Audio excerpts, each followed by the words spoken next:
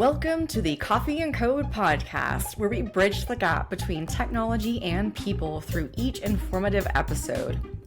I'm your host, Ashley Coffey, technologist, two-time TEDx speaker, and CEO of Coffey & Consult. On this show, you'll hear exclusive interviews with experts, innovators, creatives, and business owners in the tech space and beyond. Whether you're a novice or a tech enthusiast, my goal is to excite, inform, and empower you to understand how the rapidly evolving world of technology impacts your daily life. Let's dive into today's episode.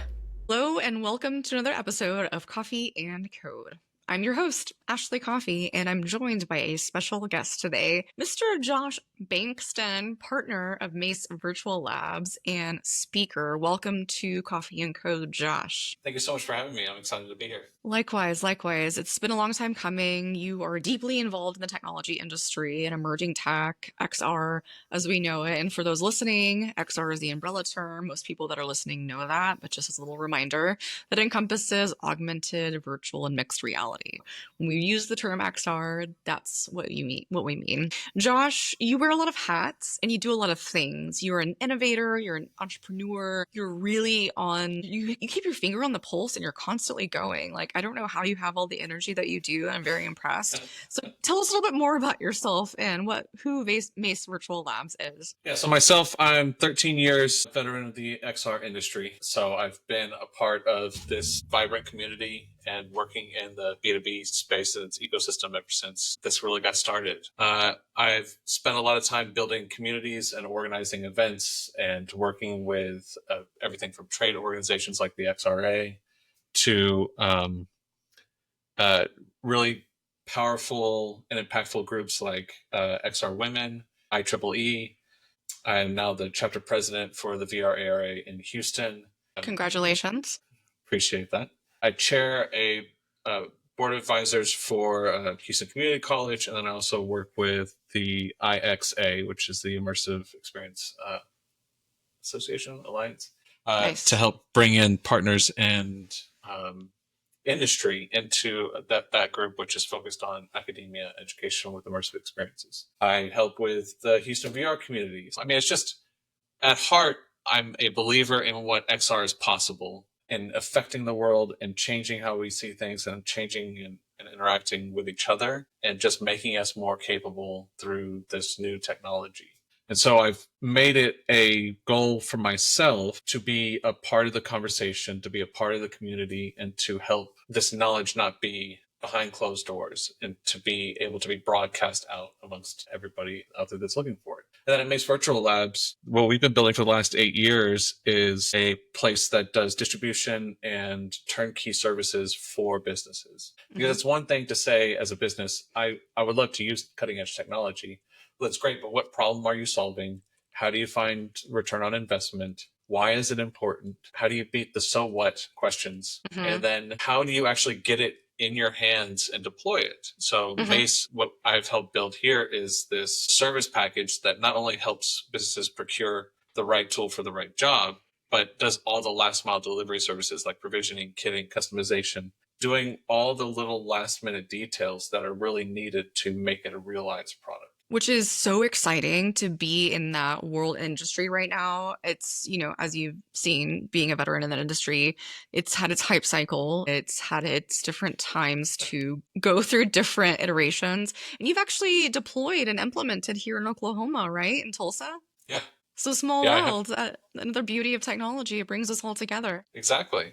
I mean, this technology reaches across all silos is one of the things that I think is really exciting about it, because industry itself tends to start to be more insular and isolate itself more and more into these individual pillars. And folks focus entirely on what their goals are, what their metrics are, what their data streams are. But this technology is so all-encompassing at times that it helps build bridges in thin air that weren't able to be achieved without this technology in place. Yes, I agree. That's very well said, making the intangible tangible.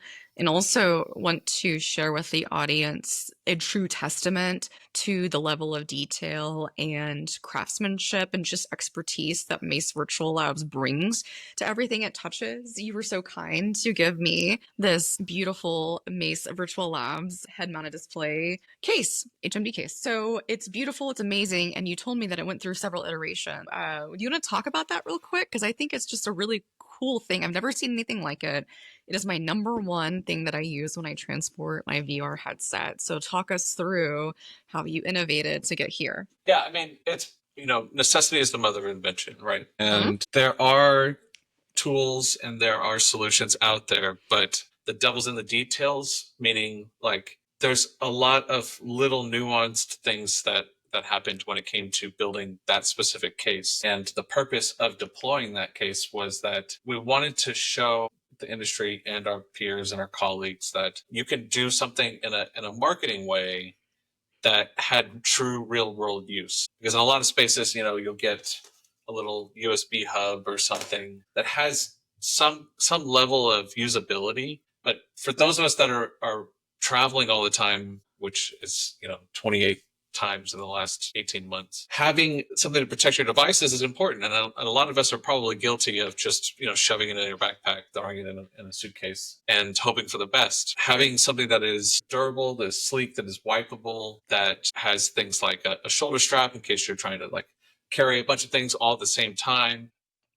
Always. Distinct pouches for additional accessories, enough room for multiple different types of headsets to fit into it. So I think we went through 4 or 5 different iterations of the case before we landed on the right external materials, the right form and fit, the right colorways, and the ways that it was just accessible. So it may seem on its face just a simple carrying case, but a lot of time, effort, and thought actually went into it. And also, because we did all that work on the front end, now customers that want to deploy something similar, they want their own colors, they want their own shapes. They can order the same thing with their own logos on it. So, maybe you could even have a coffee case, right? Oh my gosh, that is so awesome. Thank you for sharing that, Josh. I think that's really important to talk through like the iterations of what the why, but also the result of it too. I remember, I think it was 2020, I was working as a director of technology and integration at a VR place here in Tulsa, or in Oklahoma. I was at Tulsa. And the only way that was available to me at the time to brand our headsets was to use my little Cricut machine and do little vinyl cuts and then put it on the front, and it worked at the time. And the only other alternative was like these cheap looking wraps that went on it. And it wasn't providing that look of professionalism and credibility that we really wanted. And this is like a perfect meet in the middle of functionality, but also good marketability, but also good form factor because you're not wasting any space. The space is utilized in very intentional ways. And I'm a big fan of people that are intentional about cases because I watch them very closely, especially when Meta first came out with their Quest, the Oculus Go. There was no case that came out from Meta for that. So seeing them iterate for the Quest 2 case, the Quest 2 case was terrible, in my opinion, and very overpriced. So thank you I love free market. It's available for great opportunities like these. So thank you for sharing that. Of course, absolutely. So Josh, the Cricut thing, I wanted to point out, like, the right tool for the right job. I'm a big proponent of it. Sometimes it doesn't make sense to invest in extra cases or extra things. Sometimes just a sticker and branding is fine. Sometimes you want unique options like laser engraving so that the device, that you can't remove the labels because it's permanently owned by a certain group or corporation. So it's always keeping the mindset of, yes, the cutting edge tools are great, but let's keep an eye on what problem are we solving? How are we doing it intelligently? And how can we think with a mindset of iteration and building on the shoulders of giants instead of having to reinvent the wheel all the time? Thank you. Thank you. I see too many people trying to reinvent the wheel and getting burnt out along the way. I mean, this is a marathon. Yeah. Again, last 13 years, I've seen a lot come and go. Talking about hype cycles, right? There's been a lot of folks that thought that they could make a quick buck on something that was just overhyped, and they could do a 3-point PowerPoint slide and get some funding, but never really have the capability to do that implementation. Building a business in tech or otherwise takes a lot of long-term effort and the ability to see that it is a marathon. The sprinting, the make the quick buck overnight, those almost always tend to just fizzle. Yep. Yeah, I teach a podcasting class here at OU, and we were talking about pod fade, and essentially being where it can be two things. One, you become disinterested in a podcast when you're listening to it because it becomes so long and drawn out, or a podcast comes on the scene, they publish a few episodes and they just die off because they never publish again. It's that consistency, it's the marathon, it's the one thing that you ask there, what are we trying to accomplish? Like, if you can't answer that, then what are we doing? So my question for you, Josh, being a turnkey service provider here, what kind of trends are you seeing with the companies that you consult and advise with?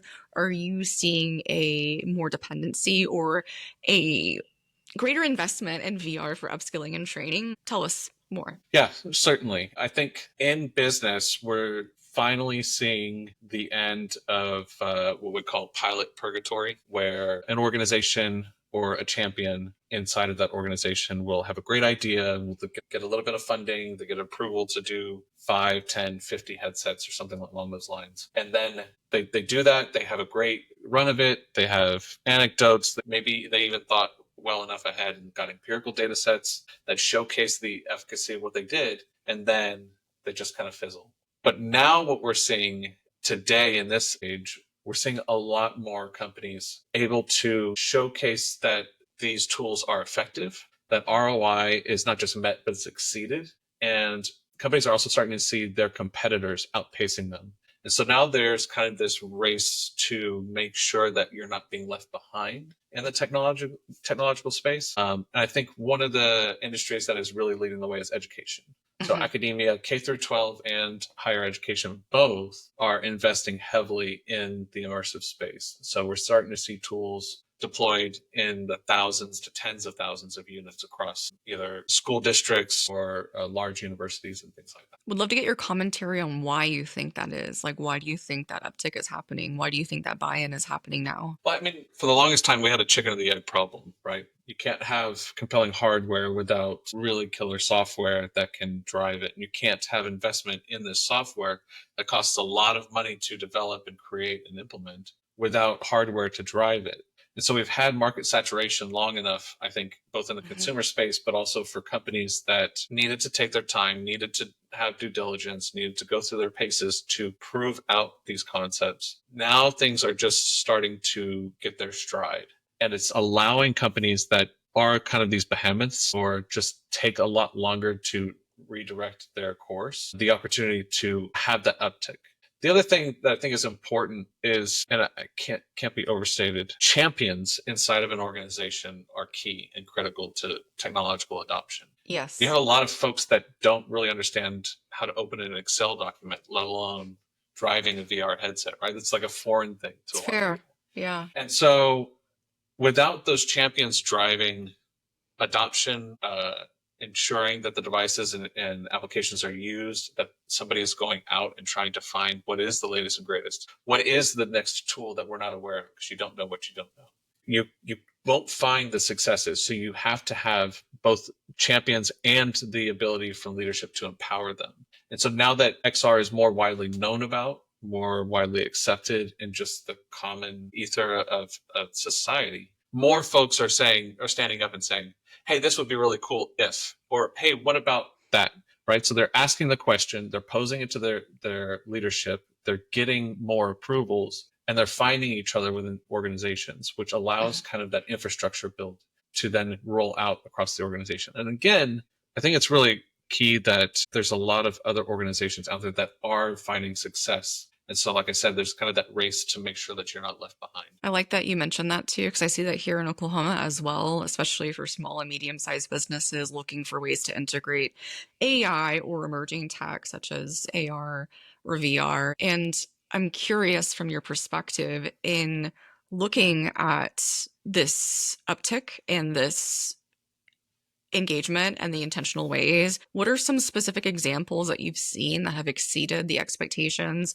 of what a client had? So for example, I'll share one that surprised me during when I worked as a corporate consultant. I had the opportunity to check out Accenture's VR space that they made in AltSpace, rest in peace. And they worked directly with AltSpace to make a digital twin environment of their Deloitte headquarter offices. And they gave like a virtual tour, and they talked through how and why they designed each piece the way that they did. And what it was is they took the standard, like, welcome to Accenture, like, handbook, that's it, boring things, and distilled it into a VR experience. So, for example, if I want to learn how to avoid phishing tactics, I go out on a little dock and there are fish coming out, and I get to catch fish and read about phishing tactics and how that impacts an employee and the company overall. So it's just a much more tangible and exciting and different way to engage with something that's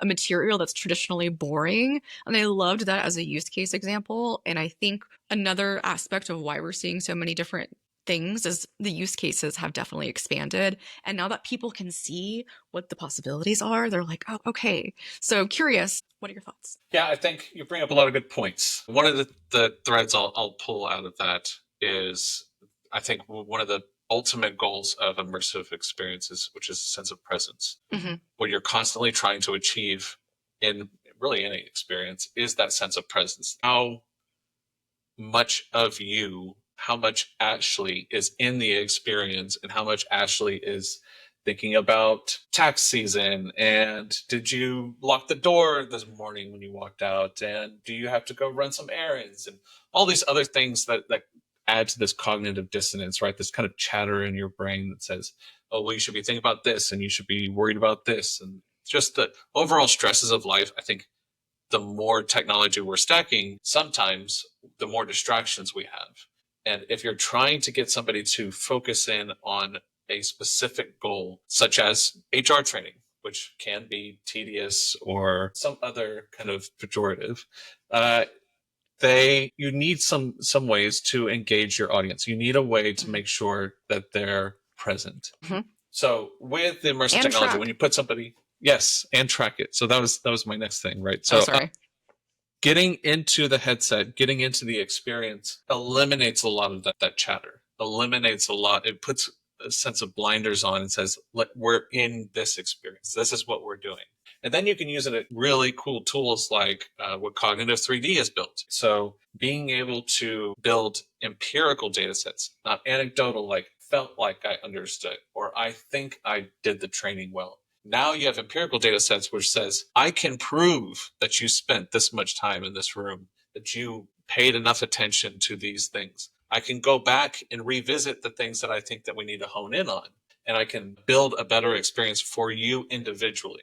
Right? So it's that sense of like personalized medicine. This is like personalized training. It's personalized academia. It's personalized just experiences overall. And then one of the key buzz terms, of course, AI, right? I see, we have this ability to build content faster. I like to say that we are quickly approaching a time and place where humanity will be able to create at the speed of imagination. And with tools like AI coupled together with XR, you're going to unlock a whole new breed of people that will be able to challenge the norms by saying, well, I can dream this up. I can just make it. I can ask these tools. I can talk to them.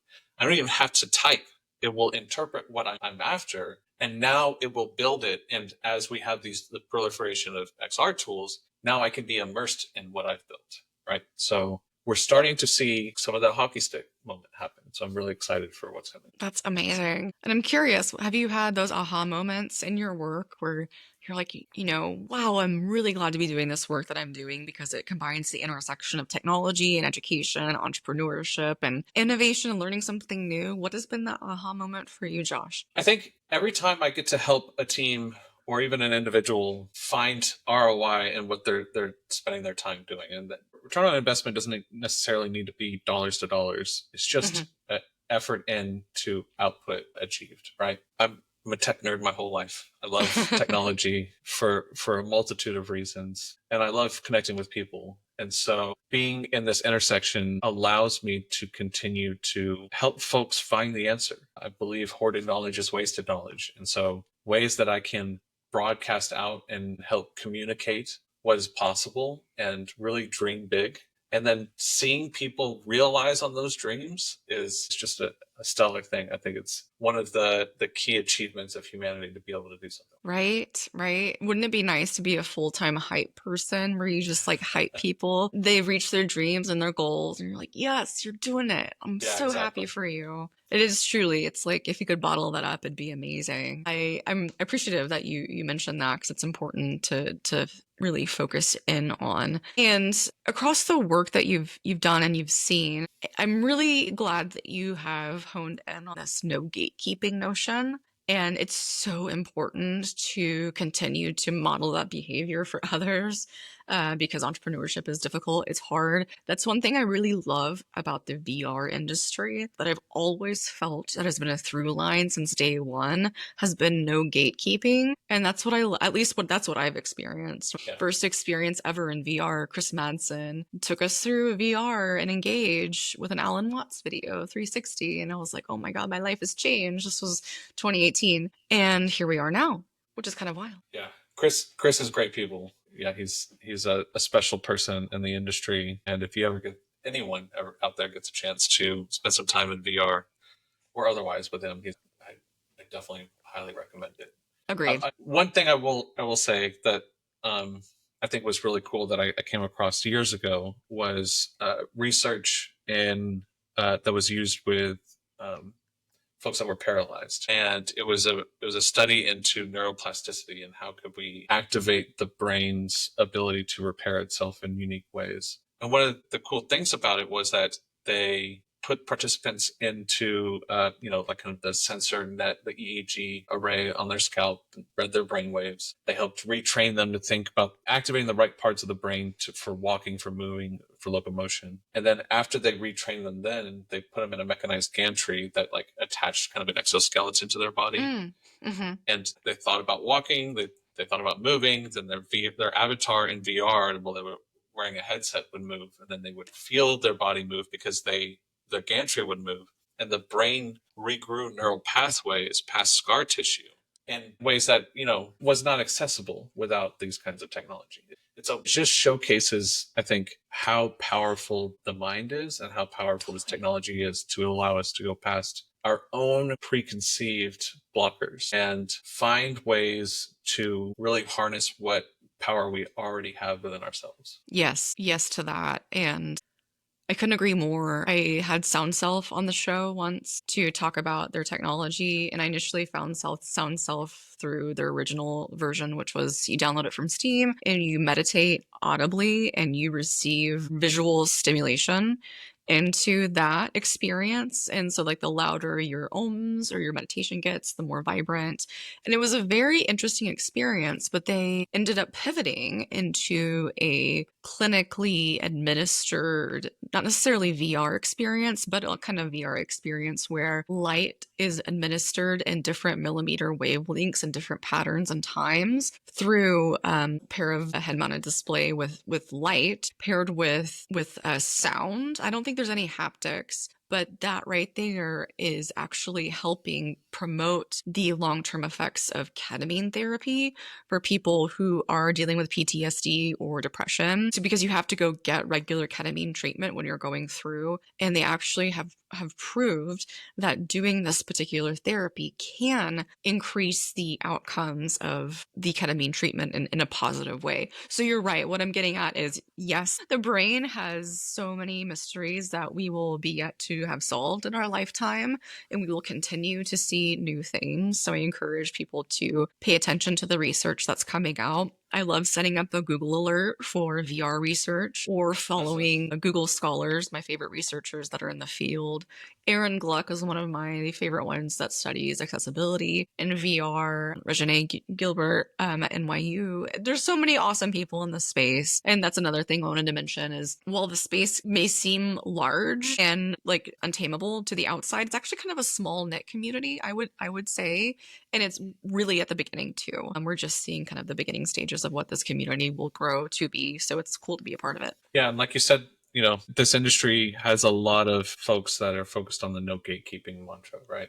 So if you find some research, 99 times out of 100, you could reach out to that researcher directly or their team and have a lengthy conversation about what's going on. And you can oftentimes get involved or find ways to connect and synergize. One of my favorite tools that I've been using a lot recently is Google's Notebook LM. Yeah. So I'll load in research and I'll have it create an audio narrative based on the research. So while I'm driving through the streets of Houston and stuck in traffic forever, I'm constantly downloading new information and just being clued into all the things that are going on. That's so cool. And that's a great use of it. I used LM to do a podcast episode at the end of last year, kind of like a tech roundup where I did the research and created the material and just put it in there and had them read off of it. But I like the idea of putting in manuals or large research papers and having it actually develop an engaging conversation. It's like curating your own personal podcast, really. It is. It's a cool tool, and it's really interesting to see how, again, all of this technology landscape is kind of converging together,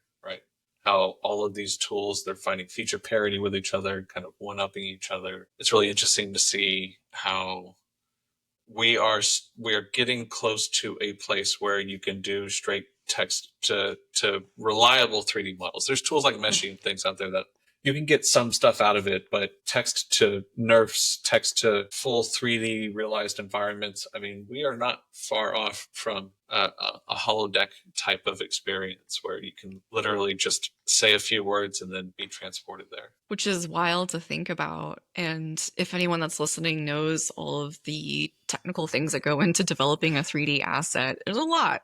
You've got like your vertices, geometric shapes, your shading, your texture. There's a lot. So it's funny that you say that. I remember people thinking that if you brought in like a two-dimensional image, you could just get that into VR or 3D print it. It's like, well, you don't have the data there to pull that information. And it's still, a lot of these things are still very expert systems, meaning like it is a tool that will be driven by an expert.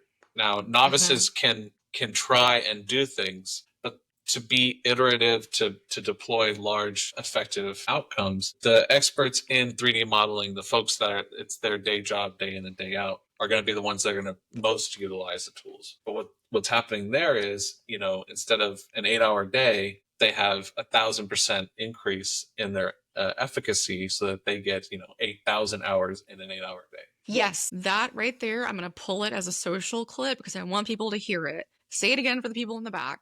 Because truly, though, as someone who is a full-time business owner and runs a podcast, which are two businesses, one is profitable, one is not. I do the podcast for education, and that's success to me. So you got to ask yourself what success means to you if you're developing a podcast. But the through line there was just the fact that, one, so many things are changing. Two, it's an exciting time to be alive.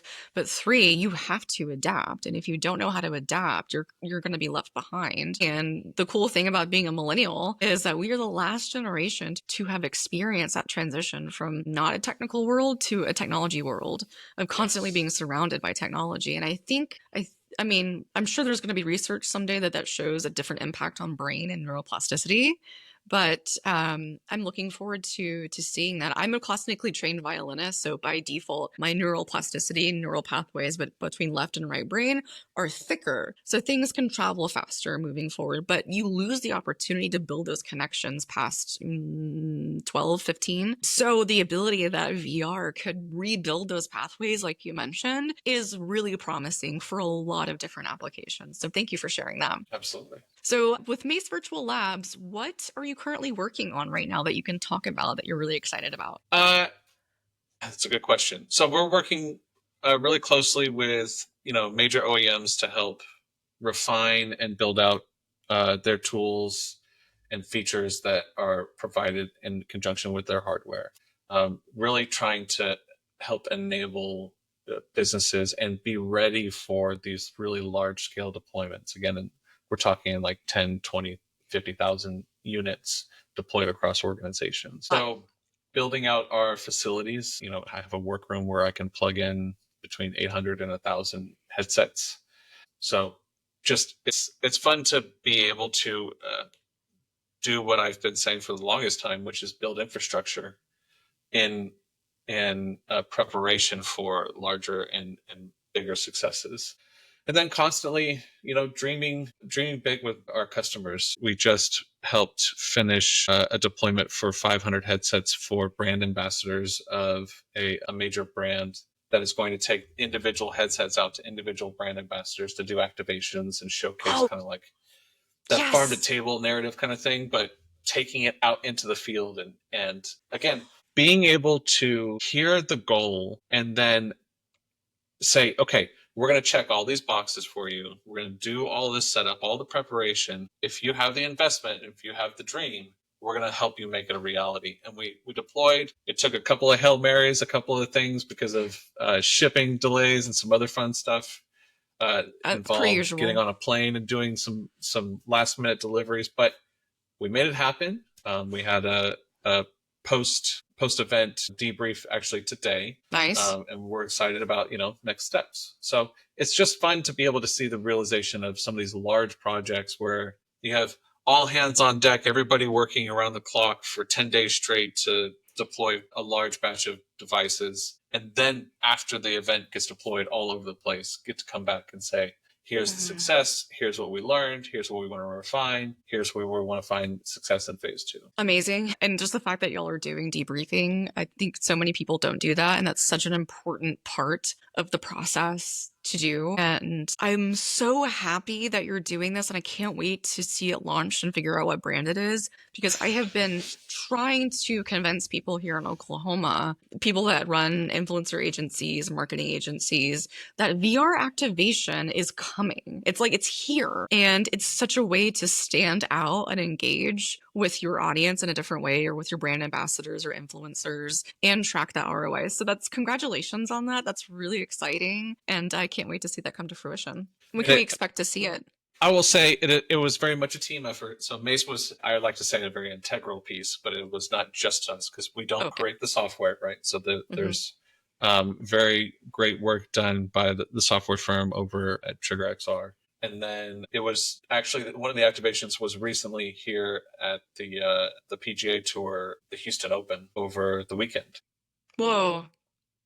Like you said, these activations not coming around the corner, they're here, they're happening, right? They're out there at some of the biggest events, and the companies that are investing in them are finding that ROI. Can you do a quick explanation of what an activation is? Because I pulled my class today, which is mostly Gen Z, and they had no idea what it was. So would you mind sharing that for the audience of people that may not know what an activation is? Yeah, of course. I mean, if you think about it, you have a moment in time with a group of people, and you want to clue them into either a narrative or an experience, or you just want to get the juices flowing in their head. You want to get them thinking about something. You want to take them along on a journey. It could be just one of the most common things is brand activation, meaning I am Levi Jeans and I want to express what it's like to build a brand and to build a company and a team that is great at manufacturing and represents certain iconic things.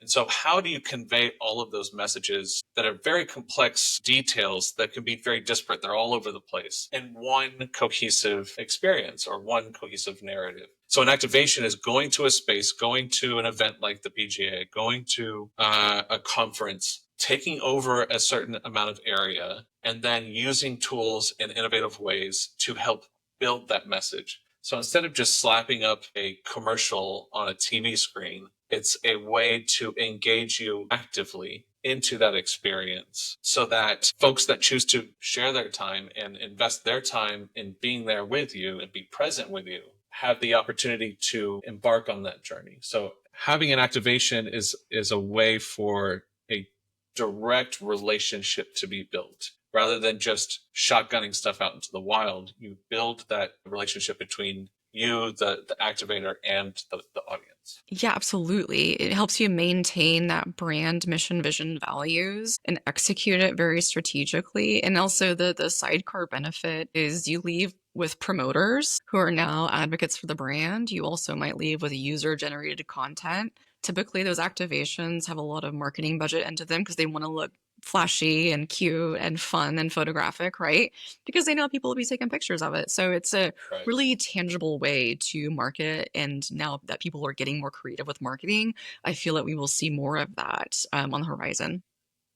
Absolutely. Thank you for sharing that. So we've had a great conversation here, Josh, and I could definitely continue to talk for a long time. And I'm sure we will see each other at AWE in like 2.5 months, which I'm really excited about. And if anyone's listening, Augmented World Expo, it is one of the places to be. It's the Essential XR conference in the US. It happens every year. I think over 15,000 people came last year, which is kind of wild. But if you want to learn and be immersed and literally be at the place of where technology and innovation and XR is coming to fruition, hope to see you in Long Beach, June 11th through the 10th through the 12th. I'll have to go look at those dates. But Josh, where can people find you if they want to learn more about your work or follow what you're doing or learn more about Mace Virtual Labs? Yeah, for sure. I mean, for any businesses out there interested in talking about XR technology and how to implement it intelligently, and especially to have a services partner like Mace, macevl.com. It's Mace Virtual Labs. And I'm also, like I said earlier, the chapter president for the VR area in Houston. So if you're in the Houston area, love to connect and talk more about what you got going on and how we can work together. Also, LinkedIn. Awesome. LinkedIn. Okay. I'll be sure to link all of that in the show notes. That way the audience can find you, follow you, learn about all the cool things, and hopefully reach out if they have any questions about Mace Virtual Labs. But I like to end the conversations with guests with a random question that's relevant to their industry. So my question for you, Josh, is if you were to choose a VR title to express your personality, kind of like Enneagram style, what would that be? So, for example, mine, I'm a Sagittarius. I would choose Pixel Ripped 1995, even though I was born in 89. I love the nostalgia of it. So what would your VR title pick be? Ooh. I'm gonna probably go with Walkabout Mini Golf. Ooh, yes, such a good one.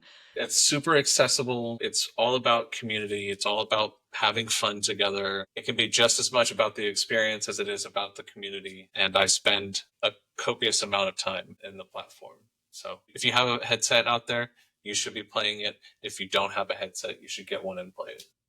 Absolutely. 10 out of 10, because it's the one place where my friends and I can go. We can just catch up while also playing a round of golf. Because with Beat Saber, it's hard to have a conversation while you're, focusing on something. So, and you're right, it's accessible. So you can play standing up, you can play sitting down, you can play with a headset, without a headset. And I think that's what sets Walkabout Mini Golf apart from a lot of the other titles, is bringing all of that together in different layers, multimodal input, which we love. So thank you. That's a really good answer. Walkabout Mini Golf. Okay. I appreciate so much the opportunity to be here, and I'm excited for our next conversation. Likewise, Josh. Thank you so much for your time, and hope to see you again soon before we see each other at AWE. But if we don't, then have a great day and stay hydrated. You too.